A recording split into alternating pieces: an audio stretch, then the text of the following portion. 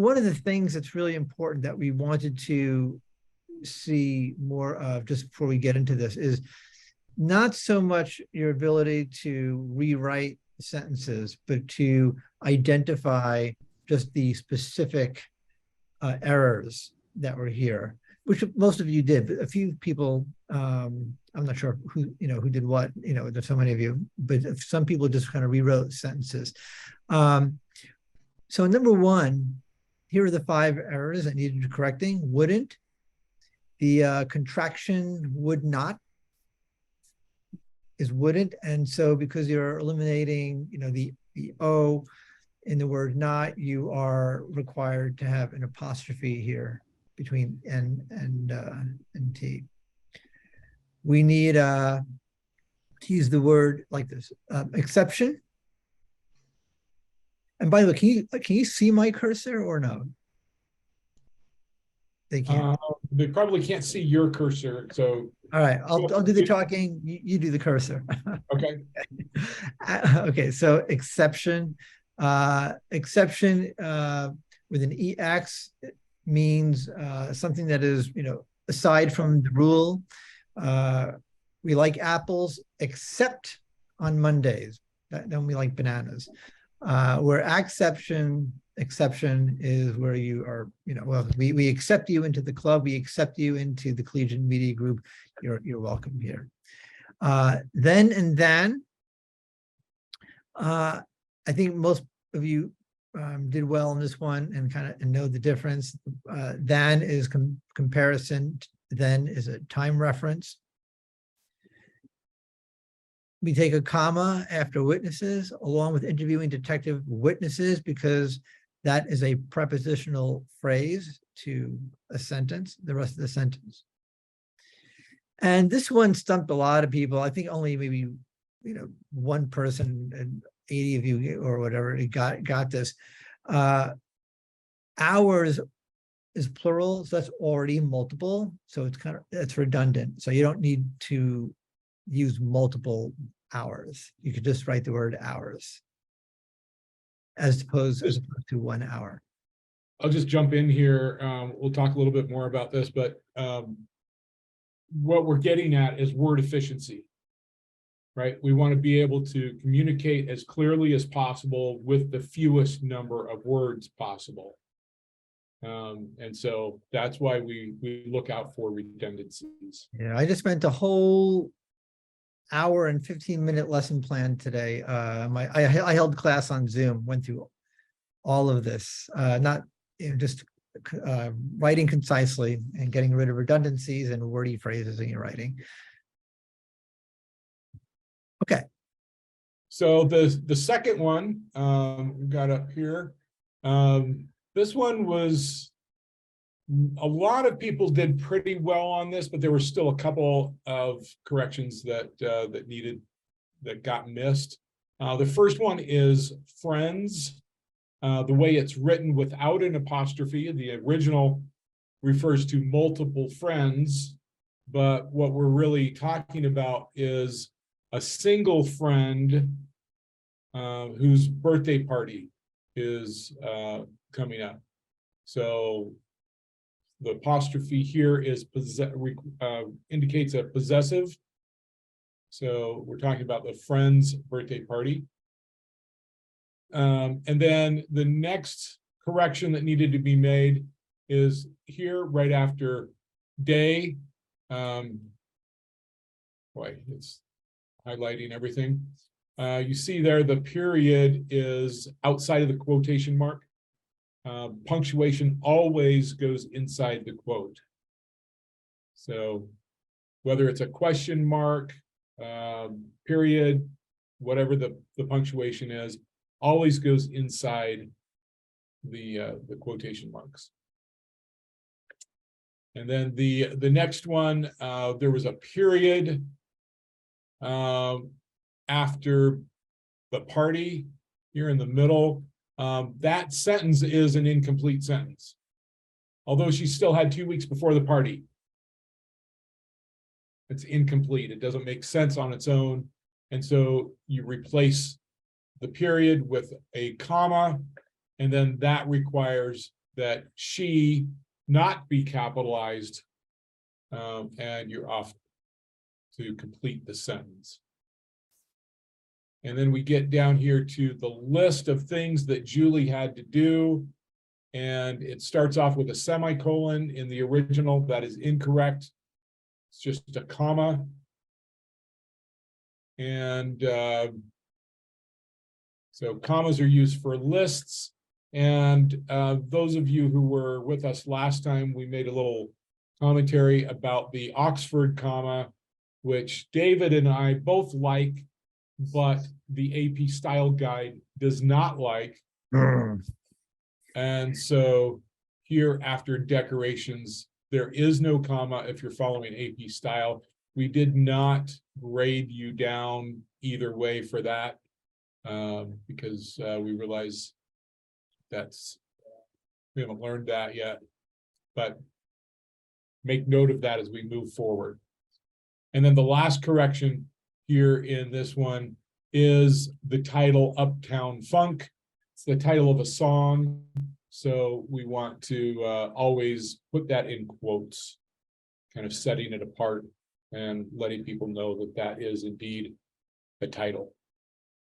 So any questions about either of these first two paragraphs and the corrections?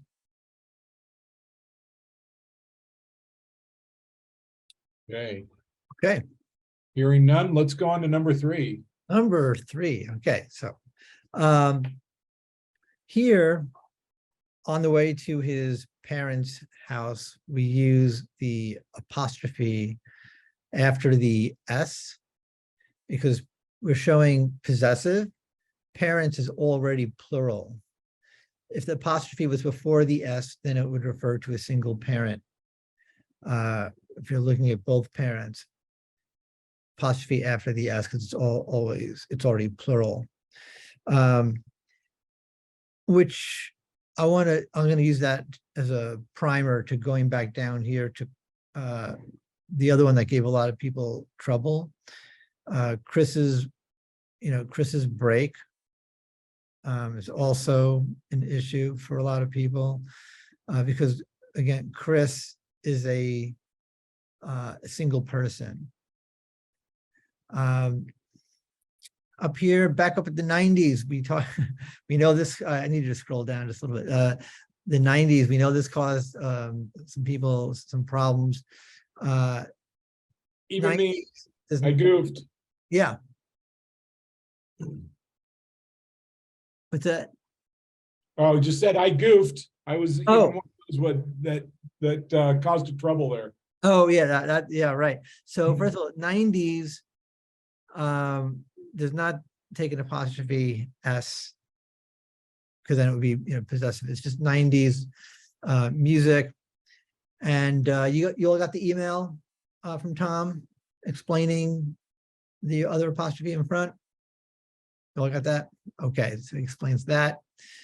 As the officer approached his car, he asked, can I? We have to capitalize the C because when you have a quote that stands as its own independent clause, that's when you capitalize the first letter in the quote. Oh, we need to back up. We forgot. Oh, pro seatbelt. Yes. Okay. So seatbelt is actually 2 words. Okay, not one.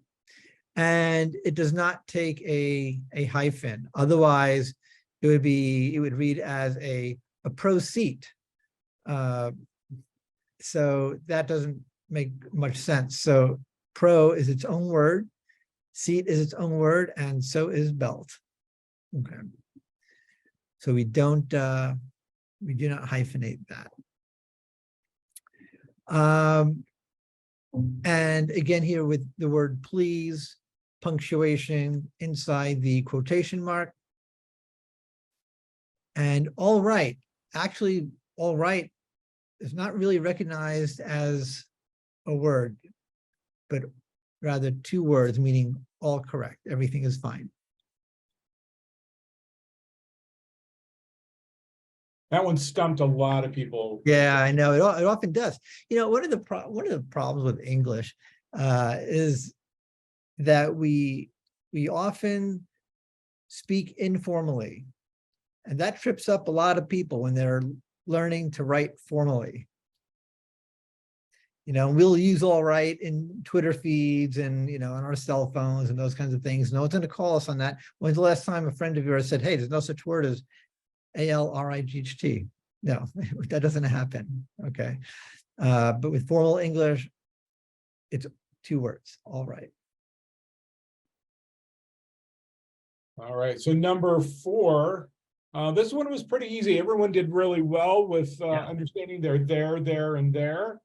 There were a couple other things in there, though, to note, besides all the theirs.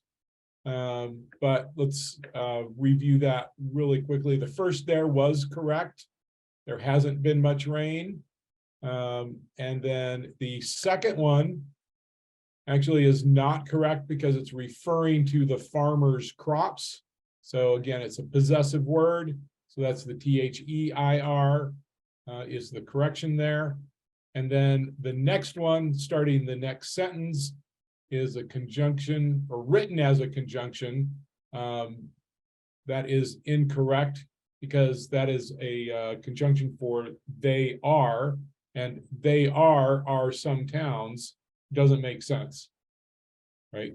So the correction there is back to THERE. And then here's the first one that really stumped a lot of people. Towns who are in drought warnings. Towns are not people. Towns are made up of people, but a town itself is not a person. And so you would replace who with the word that. Okay, or you could eliminate it altogether.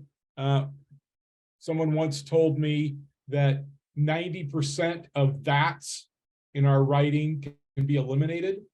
And so over the years, I've become hyper-focused on that's.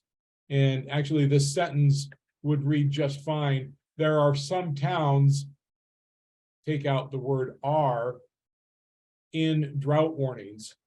Yeah, you can even go further, just to say some towns are in drought warnings. You don't even need the there are. Yeah. So as we're talking about word efficiency, which will be focused much more on in the next class, 131, those are some things to pay attention to. And then affect and effect, right? We need to make a change there. The word affect with an A is a verb. It's an action word. And the word effect, which is the correct one here, is a noun. It's an object word. So that's why the noun is needed here. There's another that. We didn't ding off for that. But it would be another word that you could eliminate to be more efficient in your writing. And then the last there, again, is possessive, talking about the water that belongs to the people. So THEIR is the correct one there. And our last one. Yeah, okay. So then the last one, we don't need parentheses in that sentence because it is part of the main thought. Right, in multiple settings within journalism and strategic communications. It's not a side note. The 3 pillars of writing. Okay, here we've got a dash for those of you who were on our session. I think was it last week when we went over dashes and hyphens and those kinds of things. I think it was the last session, right? Maybe the session before that. Yeah. Sure. So here you got the 3 pillars of writing. We use a dash to signal to the reader that we are interrupting the main thought, which basically is the 3 pillars of writing are key to becoming a successful writer. And this is everything inside the dashes That's extra information. Okay, so that's how we use a dash to separate this from the main thought. We have a period that comes after writer. That is the end of the complete thought. And then we capitalize the W of the beginning of the next sentence. Next one. Where are we? We get a new sentence. The last line there, MC131. Yes. Oh yeah. Okay. Right. All right. So here, and this, a lot of people did some, different things on this one. After passing MC130, students will continue to the next online course. Takes a comma in between, rather on either side. MC131. Course, comma, MC131, comma, which focuses, not focus, because that would be in the past tense, and you haven't done that yet. It focuses on the elements of a good writer. The two commas set apart 131 as a parenthetical statement. And then, of course, focuses. And there you go. Any questions about any of those things from that assignment? Good. Okay. Yeah. Something that I just want to point out is that some of the things that we've discussed here, like the word efficiency and so forth, I think this assignment really gives you a good sense of what's coming up. As we get into 131, we're going to be looking, along with spelling, grammar, punctuation, we're also going to be looking carefully at your word efficiency and a lack of redundancy. So make sure that you're hyper-focused on those issues as we move forward. We're going to step it up a little bit, and 131 is going to be a little bit tougher. And so we really want you to be on top of your game and really be focused on how you're writing. Again, what we're teaching you is professional, formal English writing. Okay, it's not just how to communicate on Twitter or Instagram or anything like that. It's how to communicate as a media professional. Most of you in the class are getting majors in some kind of communication or media related topic area. And so this is the kind of language that you'll be expected to write as a communication professional. Yeah. Okay? Couple I'd like to add to that. And even if you're not on a mass communication, track, if you're in some other field, and I talked about this today in my MC200 class, writing efficiently will always help to propel your career forward. When you write, when you have to produce a resume and a cover letter, they're going to read that and they're going to pick up right away on writing efficiency, because everybody out there in the professional world wants it. Everybody wants it, no matter what field of study that you're in. I focus on this constantly, every single story that my students write for MC200, or when I teach the copy editing class, MC340, it's all about writing efficiency and concision and communicating the ideas that you need to get forward to in as few words as possible without losing any meaning at all. And the other part is that, we're going to spend time, you're going to spend time getting to know the AP style book, an AP style. Yep, there it is. I got one of those too. Yep. Everybody should have one of these for the next class or have online access. Yeah. So if you don't have yours yet, If you go down to the basement of Kedzie Hall and the JEA office down there, Journalism Education Association, they sell these books and they'll give you a little bit of discount for being a K-State student. It's not a whole lot, but a couple of bucks, enough to buy you a Coke or something. Yeah. But make sure you have access to the AP Style Guide for 131, because you will be needing it. Yeah. We'll be watching closely for stuff like that. Yep. Yeah, real important stuff. Okay, awesome. So as we head into the final exam, I know some people have already taken it. I'm going to guess that most people here tonight have not taken it, and that's part of the reason you're here. What questions do you have that we can answer?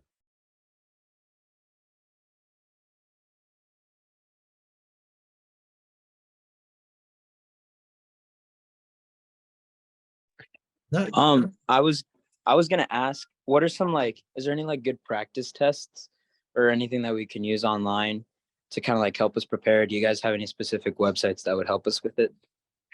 Yeah, we do. Yeah. Do you have the OWL for the Purdue OWL? I can look for that.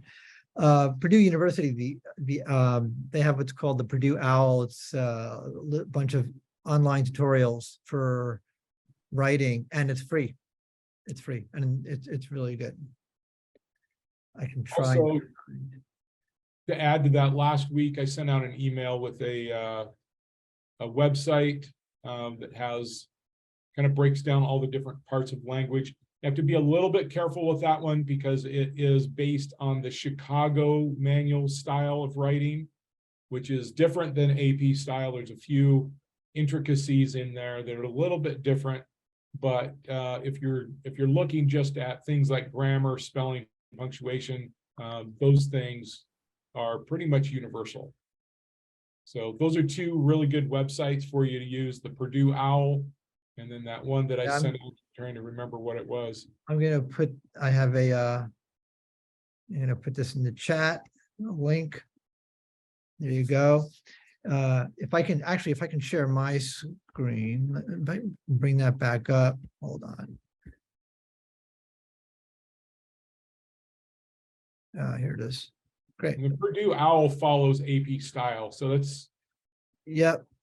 And if you go down, if you go down here, you'll see on the side exercises, grammar, punctuation, spelling, sentence structure, sentence style, writing numbers, multilingual exercises, all kinds of things here. MLA, APA, they have it all, but yeah, they do follow AP. And just a note, AP style is different than APA style. So AP style is the style used for professional media. APA style, conversely, is more of an academic, research-based style. So make sure that you know the difference there so that you're not following. Don't follow APA, drop the second A. AP stands for Associated Press. You know what AP means, then it'll be easier for you to remember. Associated Press is a communications company. So that's the style that you want to use. Yeah. And just to kind of be careful, anyone in a, when you're writing for mass media communications fields, you're typically using AP. But if you're in another classroom, another type of course, psychology, sociology, they might require you to use APA, which really is the American Psychological Association. So, just kind of always ask what your professors are requiring. So, yeah, most of you as freshmen, for those who are freshmen, probably coming out of high school, you're most familiar with the MLA style. We're kind of leaving that behind and getting into the other styles of writing. And it does get a little bit confusing. In fact, as an academic, we're asked to, write all these journal articles and so forth. And different journals use different styles. And personally, I'm not very familiar with the Chicago style. And so if I find a journal that requires Chicago style writing, I'm a lot of times going to say, I'm not going to submit an article to them because I just don't know their style very well. Same here. And I'm from Chicago. I live in Chicago. As my name. And yeah, David's from Chicago. I'm not as familiar with it. Yeah. So, yeah, I'm glad they don't have a New York style because that would be intermixed with a whole bunch of Yiddish, probably. Yeah, probably. That's where I'm born and raised in New York City. Okay, where else what else can we answer for you?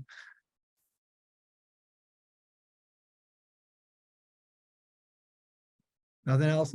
Okay. Nothing else? All right. Okay. I usually always have a question. All right, though. Well, if anything does come up for you, let us know. We're here to help you. Tom has his office hours. I live in my office. And I'm here on campus. So feel free to, in Kedzie 103, feel free to stop in. Feel free to stop in and just say hi. Yeah. And you're welcome to pop into my office hours or send me an email to schedule your own private Zoom meeting with me. Yeah. Or visit his office in person. You gotta go to Utah. You gotta bring your skis though. Yeah, consultation on the slopes. So for those of you going on to 131, the fun will continue. We're looking forward to having you. For the small handful of you who are finished with 130, thank you very much. It's been a fun ride. Glad to get to know each of you a little bit, and hopefully we'll see some of you in future classes. So absolutely. And again, anyone has any interest at all in the collegiate newspaper yearbook, Manhattan Magazine, just feel free to just pop into my office and say, hey, I want to know some more. Happy to help you get started.